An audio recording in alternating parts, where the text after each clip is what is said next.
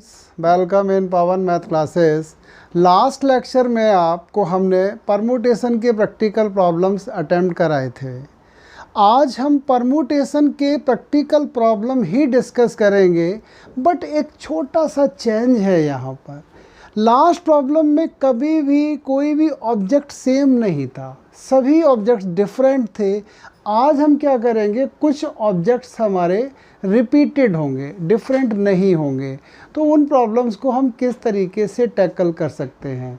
इस केस में पहली चीज़ तो आपको ये ध्यान रखनी है, जो ये NCR फार्मूला था ये हम अप्लाई नहीं कर पाते हैं। वो NPR NPR का फार्मूला हम अप्लाई नहीं कर पाते हैं। ये NPR हम क्यों नहीं अप्लाई कर पाते हैं, क्योंकि ये NPR तभी अप्लीकेबल है taking r different object from n different objects. जो हमारे n ऑब्जेक्ट्स हैं they must be different. But इस प्रॉब्लम में हमने आज क्या लिखा है, permutations when all objects are not different. हमारे सारे ऑब्जेक्ट जो हैं वो डिफरेंट नहीं हैं। तो इस केस के लिए हमें एक नया फार्मूला भी सोचना पड़ेगा, और उस फार्मूले की हेल्प से हम इस कैटेगरी के प्रॉब्लम अटेम्प्ट कर सकते हैं। तो पहले हम इसके लिए फार्मूला लिखा देते हैं आपको क्या है, फिर हम चाहते हैं कि आपको थोड़ा सा डिफाइन भी कर दें कि ये फार्मूला बना कैसे है। If there are n objects, if there are n objects, out of these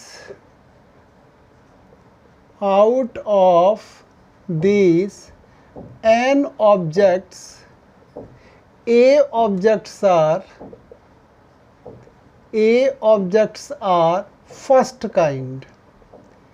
A objects पहली कैटेगरी के हैं, B objects are second kind, second category के हैं, and C objects are third kind.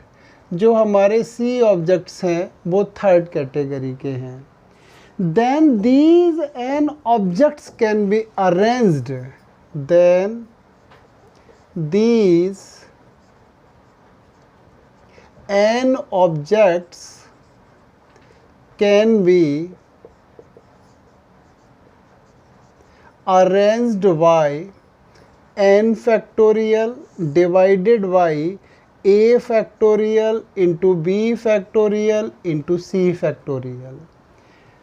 Formula हमारा ये है, अगर हमारे पास n ऑब्जेक्ट हैं, n ऑब्जेक्ट्स में a ऑब्जेक्ट अलाइक हैं, एक कैटेगरी के हैं, b ऑब्जेक्ट सेकेंड कैटेगरी के हैं, and c object third category के हैं, and a plus b plus c तीनों का सम जो है वो n के बराबर है। तो ये n object n factorial divided by a factorial into b factorial into c factorial ways से अरेंज हो सकते हैं। तो आज हम इसी कैटेगरी के प्रॉब्लम अटेम्प्ट करने की कोशिश करेंगे। अब आपके मन में आया होगा ये फार्मूला कहाँ से आ गया, ये कैसे लिख दिया गया फार्मूला। तो थोड़ा हम आपको ब्रीफली समझाते हैं। Nobody is going to ask derivation of this formula in examination. Examination में आपसे कोई भी इस फार्मूले का डेरिवेशन नहीं पूछेगा, ओनली इसका एप्लीकेशन ही आता है।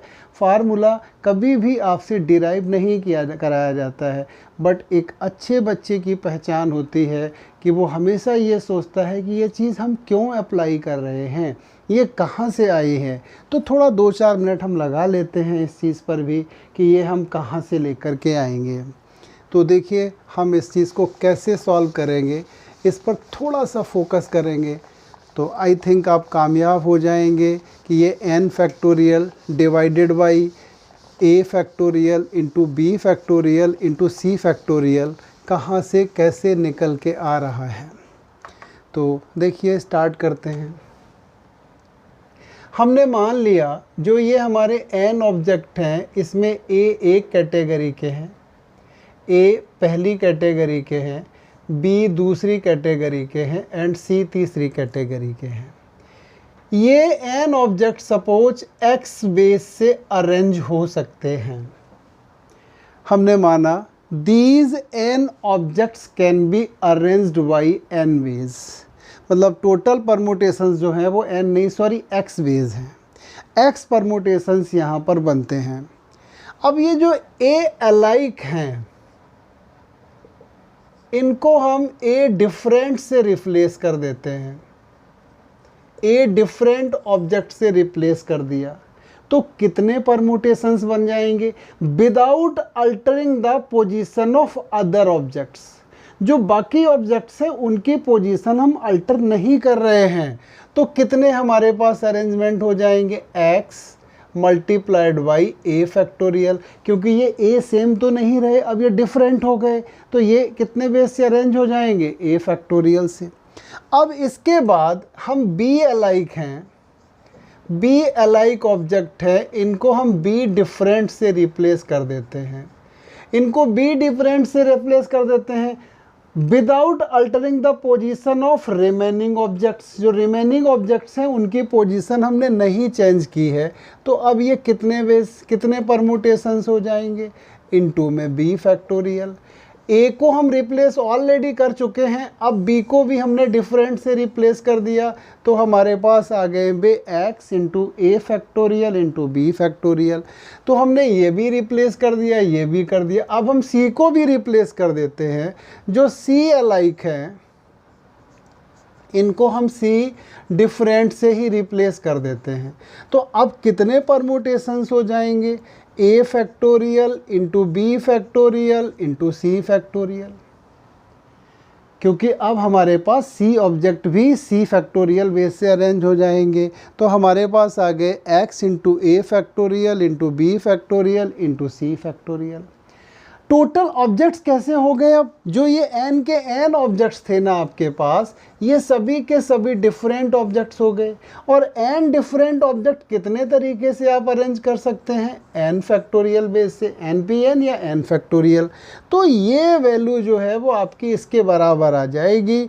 तो आप यहाँ पर क्या लिखने में कामयाब हो जाएंगे, आप यहाँ लिख सकते हैं x into a factorial into B factorial into C factorial, x into a factorial into B factorial into C factorial, this is n factorial. तो यहाँ से x की वैल्यू आ जाएगी n factorial divided by a into B and into C. यही हमारा formula है। अगर ये क्लियर हो जाता है तो बहुत अच्छी बात है, नहीं तो ये फार्मूला आपको याद होना चाहिए। अब इसी फार्मूले को हम जनरल कैसे कह सकते हैं, ज़रूरी थोड़ी ना है कि 3 टाइप के ऑब्जेक्ट हो, 4 टाइप के ऑब्जेक्ट भी हो सकते हैं, 5 टाइप के ऑब्जेक्ट भी हो सकते हैं, 6 टाइप के ऑब्जेक्ट भी हो सकते हैं, हो सकता है केवल 2 टाइप के ऑब्जेक्ट ही हो। तो मुझे क्या पता कितने टाइप के ऑब्जेक्ट हैं। तो इन जनरल ये फार्मूला हम किस तरीके से अप्लाई करते हैं, suppose if there are n object and n1 objects of first type, n2 objects of second type, n3 objects of third type, and suppose nk objects of kth type, then these objects can be arranged by n factorial divided by n1 factorial into n2 factorial n3 factorial into nk factorial। ये हम n object इतने base से arrange कर सकते हैं। तो ये हमारा फार्मूला बन जाएगा जब हमारे सभी ऑब्जेक्ट डिफरेंट नहीं होंगे। तो n factorial into n1 factorial, n2 factorial, n3 factorial into nk factorial. अब इसी चीज़ को हम आज अप्लाई करना सीखते हैं। इस पर बेस्ड प्रॉब्लम हम देखेंगे किस तरीके से सॉल्व कर सकते हैं।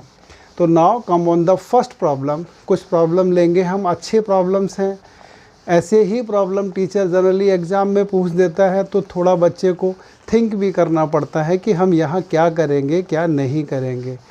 तो फर्स्ट प्रॉब्लम क्या है, how many ways all the letters of the word Allahabad ALLAHAVAD can be arranged. Allahabad के टोटल जो हमारे लेटर्स हैं उनको कितने तरीके से अरेंज कर सकते हैं। दूसरी बात, also find the number of words for which vowels are coming on even places. Second है कि कितने वर्ड्स बन जाएंगे जिनके लिए जो हमारे वोवल्स हैं वो ऑड प्लेसेस पर आ रहे हैं। तो देखिए हम फर्स्ट क्वेश्चन को कैसे सॉल्व करेंगे। हमारा जो वर्ड है वो इलाहाबाद है, ALLAHABAD। सबसे पहले देखिए यहाँ पर रिपीट क्या हो रहा है, 1 2 3 4, 4 तो ए आ रहे हैं एंड 1 एंड 2 एल आ रहे हैं, बाकी सभी डिफरेंट हैं। तो आप यहाँ लिखेंगे ए जो है वो 4 है, एल जो है वो 2 है, एल के बाद एच है, एच इसमें एक ही है, बी जो है वो भी एक है, डी जो है वो भी एक है।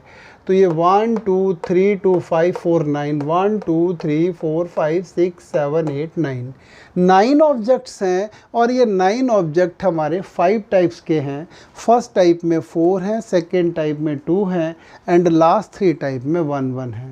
So these 9 objects can be arranged by how many ways? तो यहाँ हम लिखेंगे total required ways, this is equal to 9 factorial divided by 4 factorial 2 factorial। आपका दिल करता है तो 1 into 1 लिखिए, नहीं करता है तो इनके लिखने की कोई ज़रूरत नहीं है। 9 factorial divided by 4 factorial into 2 factorial. Calculation भी कर देते हैं, कितनी आ जाएगी ये, 9 इंटू 8 इंटू 7 इंटू 6 इंटू 5 और इंटू में 4 फैक्टोरियल अपॉन में 4 फैक्टोरियल इंटू 2। 4 फैक्टोरियल से 4 कैंसिल कर देते हैं, 2 से ये हमने 3 कर लिया। तो अब हम देखते हैं कितने आ जाते हैं हमारे पास। 5 3 जा 15, 15 7 जा 105 ये बनते हैं। और अगर हम 8 एंड 7 को लेते हैं तो ये 40 इंटू 6 280, 40 इंटू 7, जैसे भी मर्जी हो, सिंपल ही करो। चलो 72 इंटू 5 3 जा 15 ये हो जाएगा 105। इसकी जो भी वैल्यू आ जाए यही हमारे टोटल वेज हैं। तो यहाँ पर इलाहाबाद के लेटर्स को हम कितनी तरीके से अरेंज कर सकते हैं, 72 इंटू 105। ये मल्टीप्लिकेशन तो सारे बच्चे कर लेंगे, इसमें हमारी कोई नीड नहीं है। तो ये फर्स्ट पार्ट तो हो गया कंप्लीट। अब ये सेकंड इसने एक और झंझट डाल दिया, find the number of words for which vowels are coming on even places. जो वोवल्स हैं इसमें वोवल हैं कितने आपके पास, केवल 4 ही तो वोवल हैं और ये कहता है इवन प्लेसेस पे आने चाहिए। चलो इवन प्लेसेस पे लेके आते हैं। पहले ये देखिए इसमें लेटर्स कितने हैं, टोटल 9 लेटर्स हैं। तो पहले 9 जो है आप लिख दीजिए काउंटिंग में, 1 2 3 4 5 6 7 8 9। वोवल्स आपको यहाँ लाना है, यहाँ लाना है, यहाँ लाना है और यहाँ लाना है। वोवल आपको कहाँ लाना है, इवन प्लेसेस पे लाना है। 4 ही वोवल्स हैं और 4 ही प्लेस हैं। तो ये कितने तरीके से अरेंज हो सकते हैं, 4 फैक्टोरियल, लेकिन ये 4 के चारों ही सेम हैं तो डिवाइडेड बाई 4 फैक्टोरियल। वोवल्स का काम तो ख़त्म हो गया। अब आते हैं हम कॉन्सोनेंट पर। कॉन्सोनेंट कितने हैं, 2 1 3 2 5, 2 1 3 1 4 1 5, 5 हैं। तो ये लिखे जाएंगे 5 फैक्टोरियल इंटू में 2 फैक्टोरियल। क्यों आया 2 factorial, because there are 2L। तो ये तो हो गए वोवल्स का एक ही तो तरीका है, ए और तो कोई है नहीं दोबारा कुछ। अगर ये डिफरेंट होते तो 4 फैक्टोरियल रहता। तो अब ये आंसर आ जाएगा 1 इंटू 120 अपॉन 260।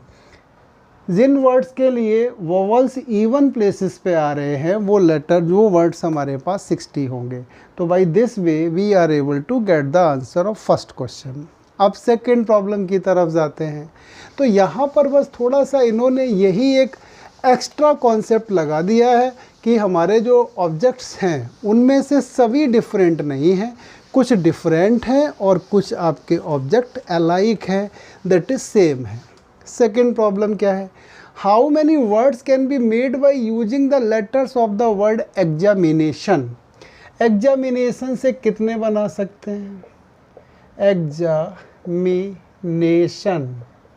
अब देखते हैं इसमें रिपीटेड क्या है।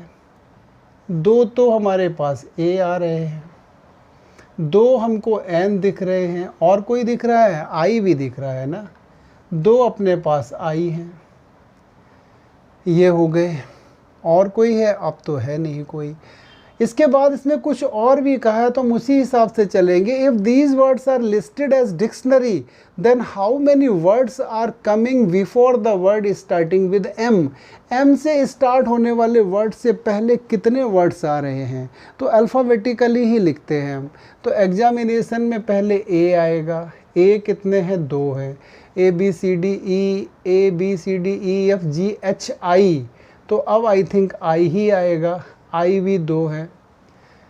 J K L M A B C D E तो हमने लिखा ही नहीं था, पहले ए आया, ए के बाद हमारे पास ई आ गया, ई वन है, फिर आई आया, आई टू है, A B C D E F G H I, J K L M N, अब एम आएगा, एम एक है, एन आएगा, एन हमारा टू है, ओ भी वन है, ओ के बाद क्या होता है? O, J K L M N O P Q R S T, T आता है, तो टी भी हमारा एक है, फिर लास्ट तो मुझे एक्स लग रहा है, एक है। 1 2 3 5 6 to 8 और 1 9 to 11, 1 2 3 4 5 6 7 8 9 10 11 सारे लिख गए। एग्जामिनेशन में A2 आ रहे हैं, E1 आ रहा है, I2 आ रहा है, I1 M1 है, ये 2 है, ये 1 है, ये 1 है, ये 1 है। तो जो रिपीटेड है वो एक N है, एक I है और एक A है। तो in how many way we can write the letters of the examination? Simple सी बात है, पहले पार्ट में आप दे देंगे 11 factorial divided by 2 factorial, 2 factorial into 2 factorial. 11 factorial divided by 2 factorial, 2 factorial and 2 factorial, यही हमारा आंसर हो जाएगा। करेक्ट। अब इसमें सेकेंड टाइम क्या पूछता है? If these words are listed as dictionary then how many words are coming before the word starting with M. तो एम से पहले वाले कौन से आ रहे हैं? एक तो आई वाले आ रहे हैं, एक ई वाले हैं और एक ए वाले हैं। ए वाले हमने अगर ए को पहले प्लेस पे फिक्स कर दिया तो अब आपके पास क्या बचेगा? एक ए रहेगा, एक ई होगा, दो आई होंगे और फिर एक एम होगा, फिर दो आपके पास एन होंगे, दो एन के बाद ओ रहेगा, ओ के बाद आपका टी होगा और एक्स होगा। ये ए तो फिक्स हो गया। अब ये कितने वर्ड बनेंगे? ए से स्टार्ट होने वाले words starting with A. Language में आप लिखेंगे words which start with A. This is equal to 1 multiplied by 10 factorial divided by 2 factorial into 2। भैया यहाँ A तो फिक्स कर दिया गया है, तो आगे फिर A को हम रिपीटेड नहीं मानेंगे, ओनली I और M ही हैं रिपीटेड। ये हो गए। ऐसे ही अब लिखो वर्ड्स स्टार्टेड विद कौन सा लेटर? E। ई हमने फिक्स कर दिया पहले नंबर पर। ई फिक्स करने के बाद क्या है? दो ए बच गए हैं, फिर आई है, दो ही आई हैं यहाँ पर, फिर एम है, फिर दो एन है, ओ टी एक्स, 1 2 3 4 5 6 7 8 9 10। तो ये कितने बनेंगे? 10 फैक्टोरियल डिवाइडेड बाई, अब की बार ए भी रिपीटेड है, आई भी है और एन भी है, तो ये 2 इंटू 2 इंटू 2 ये हो गया। नाउ वर्ड्स स्टार्ट विद कौन से लिखने हैं? आई से स्टार्ट होने वाले। तो आई और ए का तो एक जैसा ही नेचर होगा, पहले आई रहेगा, फिर ए, फिर आई, एम, एन, एन, ओ, टी, एक्स। तो इसमें इस आई को अगर हमने पहले ही फिक्स कर दिया तो फिर ये आई रिपीटेड नहीं माना जाएगा। इसकी लिखने की कोई नीड ही नहीं, 1 को क्या लिखोगे, तो ये लिख दो 10 factorial divided by 2 factorial 2 factorial into 2 factorial. ये आपके किससे स्टार्ट हो रहे हैं, ए से, ये स्टार्ट हो रहे हैं ई से, और ये स्टार्ट हो रहे हैं आई से। Therefore number of words which are coming before words starting with M कितने हो जाएंगे, जो आपको रिक्वायर्ड पूछे इसने सेकंड पार्ट में। रिक्वायर्ड वर्ड्स आपके, आप ऐसा करो 10 फैक्टोरियल अपॉन में 2 फैक्टोरियल इंटू 2 फैक्टोरियल कॉमन ले लो, 1 प्लस इसमें आएगा 1/2 प्लस 1, इसको सिंप्लीफाई कर दीजिए, ये सब कुछ कटेगा पिटेगा, एग्जैक्ट नंबर एक आ जाएगा, तो that will be your answer.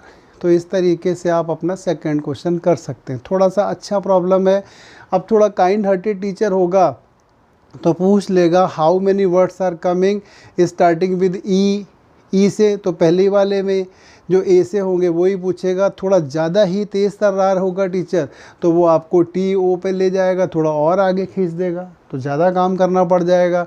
अब वो डिपेंड करेगा 4 नंबर में पूछ रहा है कि 2 नंबर में पूछ रहा है, मेथड आपका यही रहेगा। तो ये हमने एग्जामिनेशन का प्रॉब्लम सॉल्व किया है। अब हम थर्ड पार्ट देखते हैं। थर्ड पार्ट में कहता है how many words can be made using the letters of the word Mississippi. ये मिसिसिपी जापान की कोई एक्ट्रेस है या चाइना की या साउथ कोरिया की? अरे ना भाई, ये कोई एक्टर वेक्टर नहीं है। ये मिसिसिपी क्या है? It is the river of USA. ये यूएसए का एक रिवर है। तो ये कहता है कि मिसिसिपी के आई थिंक ये सेकंड लार्जेस्ट रिवर है। फर्स्ट तो शायद नाइल होती है, सेकंड लार्जेस्ट मिसिसिपी है, अगर मेरी थोड़ी सी एसएसटी ठीक है तो। नहीं तो आप अपने एसएसटी टीचर से पूछना कि ये मिसिसिपी कहाँ की रिवर है और क्या इसकी लेंथ है। तो इसमें पूछा गया how many words can be made by using all the letters of the word Mississippi. Mississippi का प्रॉब्लम अटेम्प्ट करते हैं। मिसिसिपी, देखो जी यहाँ पर क्या हो रहा है, एम तो एक ही आ रहा है, आई आपके पास 4 आ रहे हैं, आई के बाद जो है एस भी 4 आ रहे हैं, पी आपके 2 आ रहे हैं, 11 होते हैं टोटल। 1 2 3 4 5 6 7 8 9 10 11, ठीक है। कंडीशन डाल रखी इसने, for which all 4 I's are not coming together. ये कहता है एक साथ नहीं आए। आपको पता है जब ये एक साथ कहता है नहीं आए तो हम एक साथ ही लाते हैं। तो पहले तो हम टोटल वर्ड्स लिखेंगे। चलो ये पूरा हम प्रॉपर तरीके से क्वेश्चन लिख के भी बता दें आपको, क्योंकि जनरली हम केवल मैथमेटिकल पोर्शन ही लिखते हैं बोर्ड पर। आगे जो थ्योरी पार्ट है वो हम आपके लिए छोड़ देते हैं, क्योंकि एक ही प्रॉब्लम करना है, स्पेस हमारे पास अवेलेबल है, तो हम इसको प्रॉपर लिख के बताते हैं और इवन इसकी फुल कैलकुलेशन भी करके दे देते हैं कि बच्चे को घर पर कितना काम करना चाहिए। सबसे पहले हम क्या लिखेंगे यहाँ पर, total words made by letters of Mississippi.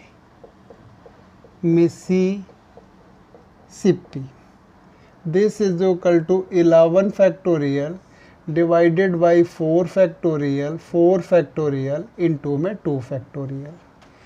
ये कहता है आई एक साथ नहीं आने चाहिए, हम आई को एक ही करेंगे। जैसे एम आई आई आई, इनको एक मान लिया, S S P P S S. तो 1 2 3 4 5 6 7 8। अब लिखेंगे हम total words for which 4 eyes are coming together। सभी आई एक साथ आते हैं, तो ये 8 हो गए ना, 1 2 3 4 5 6 7 8। 8 फैक्टोरियल डिवाइडेड बाई 4 तो S है, 2P है और मल्टीप्लाइड बाई 1। ये बेसिकली 4 आइज तो एक ही बेस से अरेंज हो सकते हैं, इनमें तो कुछ आगे पीछे भी नहीं हो पाएंगे, तो इनके लिए आई एक साथ आ रही है। अब आपको कौन से निकालने हैं जिनमें 4 आइज एक साथ नहीं आ रहे हैं। तो अब आप लिखेंगे total words for which 4 I's are not coming together. आप क्या लिखेंगे? Total words for which 4 I's are not coming together, या रिक्वायर्ड वर्ड्स लिख दीजिए जो आपसे पूछे गए हैं। This is equal to 11 factorial, 4 factorial, 4 factorial and 2 minus 8 factorial, 4 factorial 2।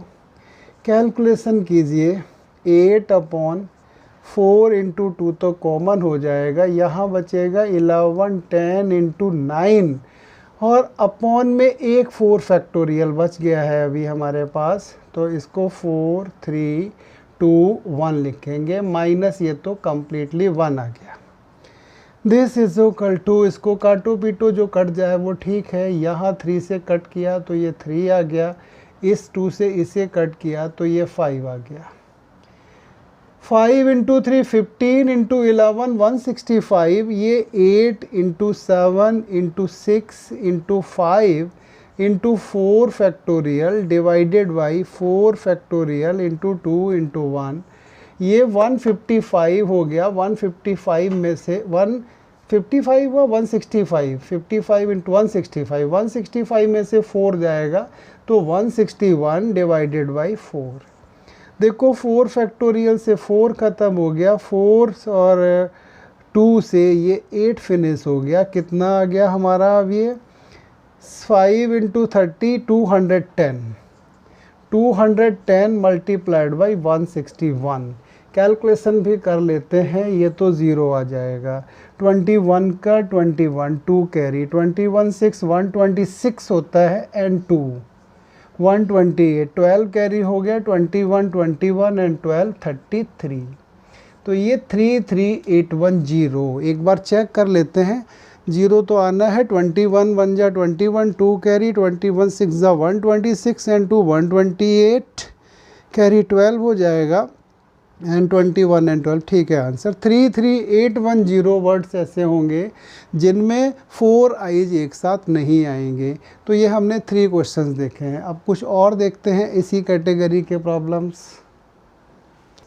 Yes बेटा, नेक्स्ट प्रॉब्लम हमने लिखे हुए हैं, how many ways the letters of the word permutations. जो आपका वर्ड है अब की बार वो परमुटेशंस ही ले रखा मैंने, can be arrange such that both T are coming together, all vowels are not coming together, there are 4 letters between P and S। 3 part हैं, दोनों ही T एक साथ लेनी है और 2 ही तो T हैं इसमें जो रिपीट हो रही हैं। तो कैसे, किस कैटेगरी का आपका बनना है? क्वेश्चन नंबर 1 जो देखा है हमने, वैसे तो ये शायद 4th रहेगा बट यहाँ 1 ही लिखा है तो 1 लिख देते हैं। तो यहाँ पर P E R M U T T A I O N S, इन दोनों को एक ही मान के चलेंगे। तो 1 2 3 4 5 6 7 8 9 10 11, टोटल कितने हैं? 12 है ना इसमें, 1 2 3 4 5 6 7 8 9 10 11 12 है। तो दोनों टी को एक मानेंगे हम, तो यहाँ पर कितने वर्ड बन जाएंगे भाई? 10 फैक्टोरियल। कुछ डिवाइड होगा? कुछ नहीं डिवाइड होगा, क्योंकि यहाँ पर 2 टी हैं, वो दोनों टी एक हो चुके हैं, बाकी तो कोई है नहीं। तो लिखना चाहो तो आप लिख दो 1, तो इसका आंसर हो जाएगा 10 factorial. Now come on the second part, all vowels are not coming together. आपको मालूम है जब ये कहेगा नॉट कमिंग तो हम हमेशा क्या करते हैं? Coming together. टोटल में से कमिंग टुगेदर कम कर देते हैं, तो टोटल कितने बनेंगे यहाँ पर? 1 2 3 4 5 6 7 8 9 10 11 थे ये, 11 फैक्टोरियल ये, और टोटल है यहाँ पर 12 अपॉन में 2, ये तो हो गए टोटल। अब जिसमें एक साथ आएंगे ऑल वोवल्स, वोवल हैं क्या क्या यहाँ पर? इसमें हम देख रहे हैं ए बी है, ए ई आई ओ सभी हैं, ए ई आई ओ यू। बाकी क्या बचा है, आर बचा है, एम बचा है, टी टी बचा है, एन है और एस है। 1 2 3 4 5 6 7 8 9 10 11 12 सारे लिख लिए हैं, इनको एक ही बना देना है। तो अब ये कितने हो गए, 1 2 3 4 5 6 7 8, 8 फैक्टोरियल डिवाइडेड बाई 2। मैंने क्यों 2 लिखा है, क्योंकि 2 2 है। इसको मल्टीप्लाइड बाई मैं 5 फैक्टोरियल भी लिखूंगा। क्यों लिखूंगा 5 फैक्टोरियल, अरे भाई ये ए ई आई ओ यू ऑर्डर में थोड़ी ना आएंगे, ये कितने बेस से अरेंज हो सकते हैं, 5p5, that is 5 factorial ways से। तो words for which all vowels are not coming together, 12 factorial upon 2 factorial minus 8 factorial upon 2 factorial into 5 factorial, that is our second part. Now come on the third part. Third part देखते हैं, third part हम किस तरीके से solve कर सकते हैं। Third part इसका कुछ ज़्यादा ही अच्छा लग रहा है। There are 4 letters between P and S. तो सबसे पहले पी एंड एस को आप अरेंज करने की कोशिश करो। टोटल 12 पोजीशन है, तो 1 2 3 4 5 6 7 8 9 10 11 एंड 12। यहाँ लिखा मैंने P, तो 2 3 4 5 को छोड़ के यहाँ दे दिया S। अब की बार पहला छोड़ दिया, यहाँ लिखा P, 1 2 3 4 यहाँ दे दिया S। इसके बाद तो ये 1 2 3 4 5 6 लिखे जाएंगे, यहाँ 1 2 3 4 5 होंगे। नेक्स्ट टाइम मैंने 2 छोड़ के P को थर्ड पे दिया, तो 1 2 3 4 S यहाँ आ जाएगा, 1 2 3 एंड 4 ही रह जाएंगे। अब नेक्स्ट टाइम मैंने 1 2 3 4th पर P दिया है, तो 1 2 3 4 यहाँ पर S देना पड़ेगा आपको। इसके बाद ये आपके पास 3 ही रह गए। अब आपने 1 2 3 4 5th पे S को दिया है, तो 1 2 3 4 यहाँ S देंगे, इधर आपके पास 2 ही रह गए। अब आपने 1 2 3 4 5 6 पर S को दिया है, तो 1 2 3 4 यहाँ S देंगे, एक ही बाकी रहेगा। अब आप 1 2 3 4 5 6 यहाँ S दे दीजिए, 1 2 3 4 क्या किया आपने, 1 1 2 3 4 यहाँ S दे दिया, तो ये आपके 12 की 12 पे पहुँच गया। अब आगे ये तो दे सकते हैं आप 8th पर, ये 8th पे दे देंगे, बट S तो 13 पे पहुँच जाएगा। 13 तो वर्ड ही, लेटर ही नहीं टोटल। तो P एंड S को 1 2 3 4 5 6 7 you can arrange P and S by 6 or 7 ways for which P is coming first and after that S। लेकिन इसने ऐसा तो नहीं कहा है कि P पहले आना चाहिए S बाद में आना चाहिए। अब इनकी सिचुएशन आप क्या करो, इंटरचेंज भी कर दो भाई, पहले S को दे दो, बाद में P को दे दो। तो कुल मिला के आप देख रहे होंगे यहाँ पर P and S can be arranged by how many ways, 14 ways। 7 में P पहले S बाद में, एंड 14 में S 7 में S पहले P बाद में। तो आप लिखेंगे therefore P and S can be arranged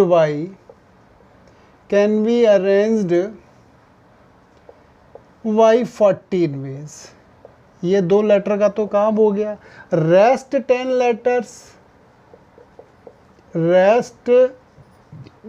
letters can be arranged by 10 factorial upon 2 factorial। भाई 10 और भी तो हैं, 1 2 3 4 5 6 7 8 9 10। तो टोटल वर्ड्स यहाँ कितने बन जाएंगे, टोटल रिक्वायर्ड वेज या वर्ड्स जो भी हैं 14 इंटू 10 फैक्टोरियल अपॉन में 2 factorial, it is coming 7 into 10 factorial. Solve कर दीजिए, जो भी आ जाए वही आपका आंसर है। तो ये आपने फर्स्ट क्वेश्चन किया। अब सेकंड प्रॉब्लम क्या कहता है, ये हमने रैंक वाला प्रॉब्लम पहले आपको कराया है। आपको ध्यान होगा मदर की रैंक हमने कैलकुलेट कराई थी पिछले लेक्चर में। आई थिंक सचिन की रैंक कैलकुलेट की थी एंड मोहित की रैंक कैलकुलेट की थी। तो आप रैंक कैलकुलेट करना जानते हैं। उसी कैटेगरी का प्रॉब्लम है, उसमें कोई भी लेटर रिपीट नहीं हो रहा था, इसमें आपके लेटर्स क्या होंगे, रिपीट भी हो रहे हैं। तो ये कहता है if all the words made by the letters of the Raman and again, मतलब एक ही प्रॉब्लम में हमने दो दे रखे हैं। एक बार रमन देखना है कि किस प्लेस पे आता है, और एक बार आपको अगेन देखना है कि अगेन में जो 50th है वो कौन सा वर्ड बनेगा 50th प्लेस पे। इसमें रैंक नहीं निकालनी है मुझे, रमन की भी रैंक नहीं चाहिए एंड अगेन के भी रैंक नहीं चाहिए, 50th पर कौन सा आ रहा है। तो देखिए अल्फ़ाबेटिकली अगेन पे आ जाइए आप। ए पहले आएगा, ABCDEFG, जी फिर आई फिर एन, बट यहाँ दो ए हैं। तो सबसे पहले लिखिए words which start with A, start with A से स्टार्ट होने वाले, अरे ए एक फिक्स कर दिया तो AGIN 4 बचे हुए हैं, तो ये हो जाएंगे 1 × 4 factorial that is 24। Words which start with G, G से स्टार्ट होने वाले, जी से स्टार्ट होने वाले, जी पहले कर दिया तो AAIN, यहाँ रिपीटेशन भी है तो ये 1 × 4 फैक्टोरियल अपॉन 2, तो ये 12 भी रह गए। जी के बाद आई से स्टार्ट होने वाले, आई पहले कर दिया, फिर AAGN, तो यहाँ पर भी क्या हो रहा है, रिपीटेशन है, तो ये हो जाएंगे 1 × 4 factorial upon 2, this is equal to 12। तो अगेन वाले क्वेश्चन में हमने देखा है यहाँ पर कि क्या हो रहा है, 24 12 ये कितने हो गए 48, देयरफॉर 49th क्या हो जाएगा, 49th वर्ड जो है आपका एन से स्टार्ट होगा, NAAGI,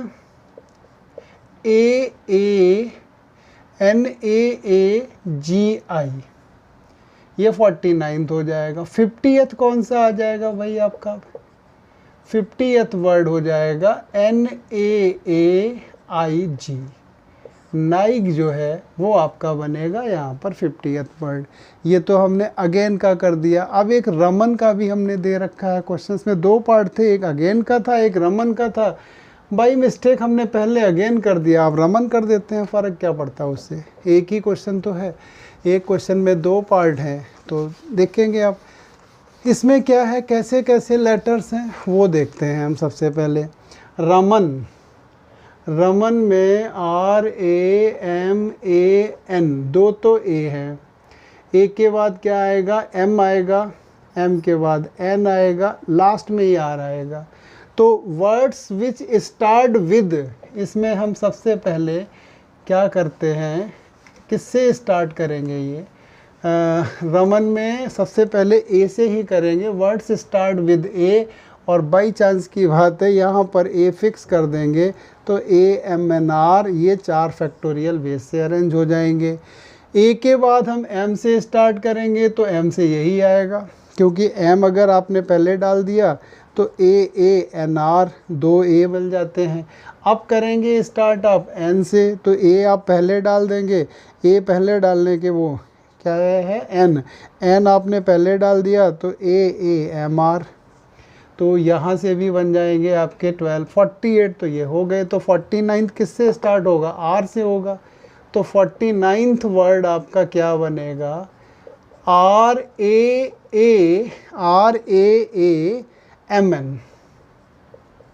ये 49th हो गया। 50th वर्ड क्या हो जाएगा आपका, RAANM, रानम आपका जो है वो 50th हो जाएगा। तो इस कैटेगरी का प्रॉब्लम भी एग्ज़ाम में आ सकता है।